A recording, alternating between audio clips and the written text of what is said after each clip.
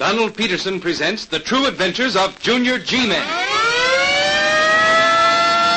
Junior G-Men are on the air, speeding to your home, ready for action.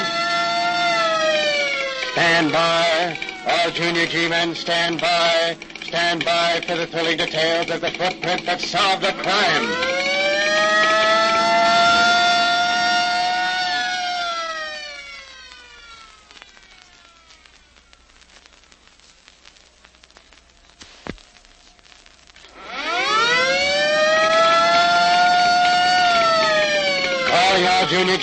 Calling all Junior G-Men. Stand by for report of Junior G-Man Anthony Adams concerning... The footprint that solved a crime. Report number 906 in 3 parts is given by Operator Anthony Adams of Weston. Part 1.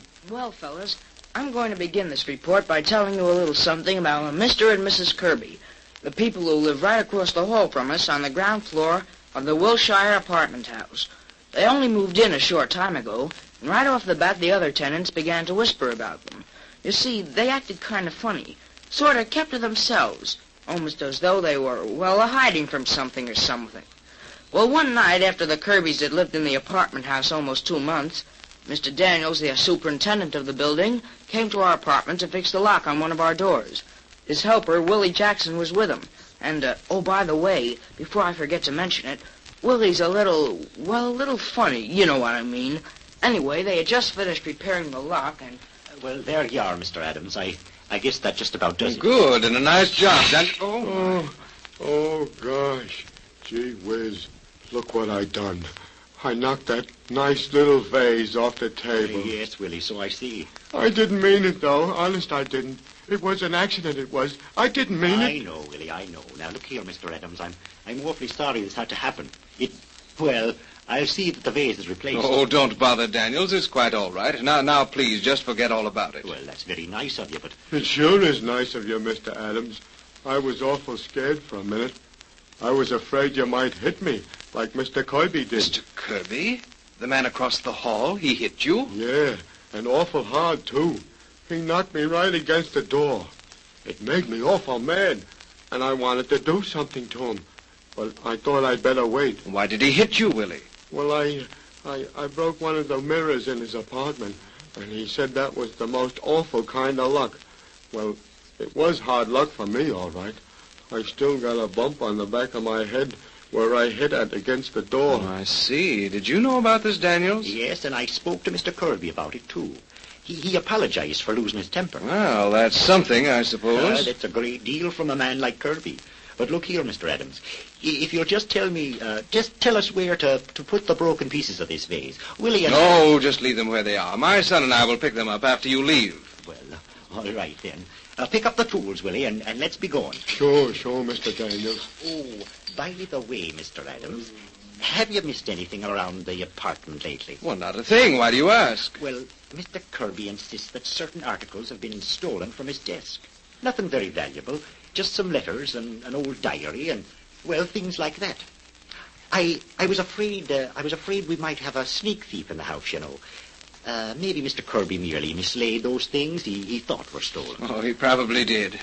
Well, he had me a little upset. You see, he accused me of, but what difference does it make?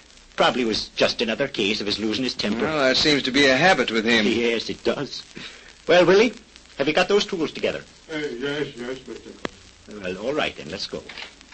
Well, good evening, Mr. Adams. Good evening. Good evening, Paul. Good evening.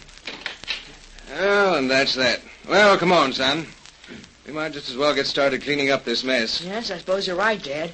Gosh, Mom's going to have a fit when she comes home and finds that vase broken. Well, did you see Mr. Kirby close up, Dad? Oh, I passed him in the hall several times. Why? Did you ever notice how he acts? The way he looks over his shoulder. Well, it's almost as if he were afraid someone were following him. Oh, I don't know, Tony. It's probably just a habit. And all right, then. How did he get the habit? Do you suppose he could be some kind of criminal? You know, an escaped convict? Now, wait a minute, Tony. Wait a minute. Aren't you looking for trouble? No, Dad. It's just that...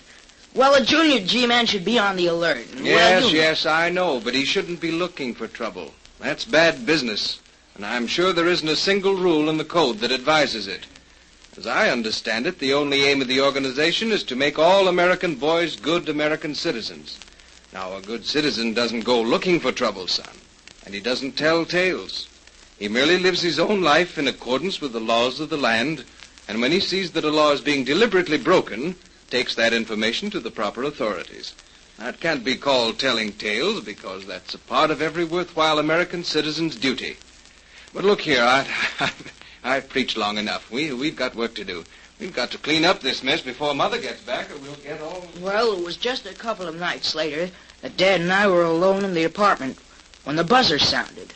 I answered it, of course, and just about got the shock of my life when I saw Mr. Kirby standing in the doorway. Dad invited him in, and after we'd all introduced ourselves... Mr. Adams, I find that I need your help. My help, Yeah. Mr. Kirby? Yeah. I've got to confide in you. I've got to tell you what's on my mind, and you've got to listen. Oh, you're being very mysterious. No more so than I've got to be.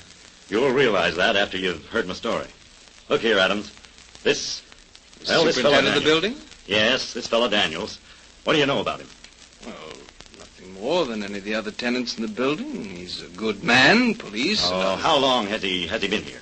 Well, several years, I imagine. At any rate, he was already here when we moved into this apartment 2 years ago. And his helper, this Willie, what about him? Well, that's something else again. Willie was taking on about, let's see. I don't believe Willie's been working here more than 6 weeks. Am I right about that, son? Yes, sure, Dad. Mr. Daniels took Willie on as his helper shortly after Mr. and Mrs. Kirby moved in. Shortly after we moved in, eh? That's right, sir. And you don't remember ever having seen him around the place before? He actually started working. No, sir. And it's just possible that Willie is... I wonder if I could only be sure. Now, wait a minute, Kirby. As far as I can see, Willie's perfectly all right. There isn't And that, Mr. Adams, is exactly it. Our friend Willie is all right, as far as you can see. As far as I can see, for that matter. But he could be the one. The one? What one? The one who's threatened to kill me. The one... Gosh. Are you serious about this, Kirby? If you don't think I am, just listen to the note I received this morning. It's addressed to me, and the writer says, "Your number's up, Kirby. You're going to die. I've followed you for 10 long years, and now I'm ready to strike. Remember Ralph Graham?" And it's signed, The Avenger. Gee whiz. Well, look here, Kirby. You'd better get in touch with the police. And that's where my hands are tied. I can't get in touch with the police. What do you mean you can't? I'm wanted. Oh, you needn't look so shocked, my friend. It's true, I'm wanted by the police. What for? Well, it's a long story. I'll try to give you the facts as briefly as I can. 11 years ago, I had a partner who called himself Ralph Graham. That wasn't his real name, but, well, then I wasn't using my real name either.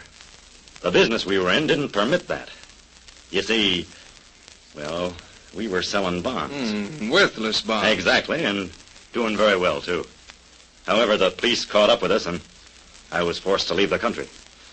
Well, for my health.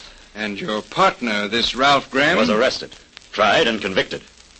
He died 2 years later. In prison? Yeah, in prison. And this letter? Obviously written by someone who knew Ralph Graham. A relative, perhaps. Or one who feels that I should have given myself up and taken my share of the blame. But this isn't the only letter. I've received a number of them since I returned to the States. Wherever I've gone, the letters have followed. That's why I'm becoming a little desperate. You see, I'm beginning to believe that the writer actually means what he says. And you haven't any idea who that writer is? None whatsoever. You see, Graham and I didn't know very much about each other outside of business. I didn't know his friends or relatives, and he didn't know mine. We only saw each other during, well, shall we say, business hours. And why have you told me all this? Because you're going to help me find out who the Avenger really is. Oh, no, I'm not, Kirby. You're not going to drag me into this. Unfortunately for you, my friend, you're already been dragged into it. Well, I can go to the police. But you won't. And why not? Because of your son, Mr. Adams. This fine young man, whose safety, I imagine, means a great deal Why, to you. Please, Mr. Adams, control yourself, or I shall lose control of my trigger finger. You see, I came prepared. I'm carrying a very efficient little automatic. Now, look here, Kirby. You can't force me to go through with this. Besides, there's nothing I can do to help you. On the contrary, you can help me a great deal. However, I won't bother you with the details just now. I'll let you get accustomed to the idea. Tomorrow, well, tomorrow's another day, isn't it? Right now, I'll just bid you a very good evening. Oh, by the way, you'll take good care of that boy of yours, won't you? But of course you will. Of course you will. Of course, Dad was all upset. He didn't know what to do. He was afraid to call the police, and yet he knew that it was the only thing to do. We sat and talked the whole thing over. And then, almost an hour after Mr. Kirby had left us... Why did he have to pick on us? Why did he... Gee whiz, Dad, take it easy. After all... Want me to answer that, Dad? No, son. It might be Mr. Kirby again. I'll answer it myself. Okay, Dad. Yes? What is it? Does a man by the name of Kirby live here? No, he doesn't. He lives across the hall in apartment 1B. Oh, thanks. Sorry I bothered you. Oh, that's all right. Dad, that man, What about him? the Avenger. Do you suppose it could have been him? Oh, good heavens, son, if he... Oh, but it couldn't have been. It couldn't have been, and yet... Oh, come on, son. Let's forget all about this before it drives us both insane. But we can't just forget about it, Dad. We're in this thing pretty deep, and... Well, gosh, we just gotta get out, you know. But how? Seems to me that Kirby has us pretty well sewed up. If I get in touch with the police... You've gotta get in touch with the police, Dad. You've got to. It's the only way. Well, now what? Gee, Dad, if it's that man again... Now, easy, son, easy. I'm going to open the door. Well, why, Mrs. Kirby. Yes, I'm Mrs. Kirby. Oh, Mr. Adams, something terrible has happened. What's happened? My husband is...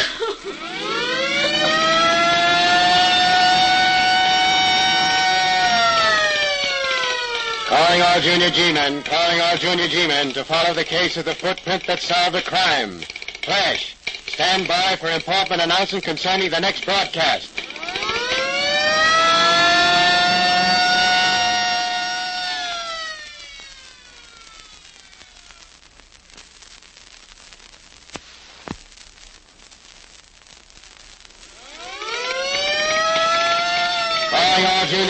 Calling all Junior G-men to proceed at once to points of duty. Calling Junior G-man Anthony Adams to report to Director Donald Peterson at the next meeting on this station to continue report concerning... The footprint that solved a crime.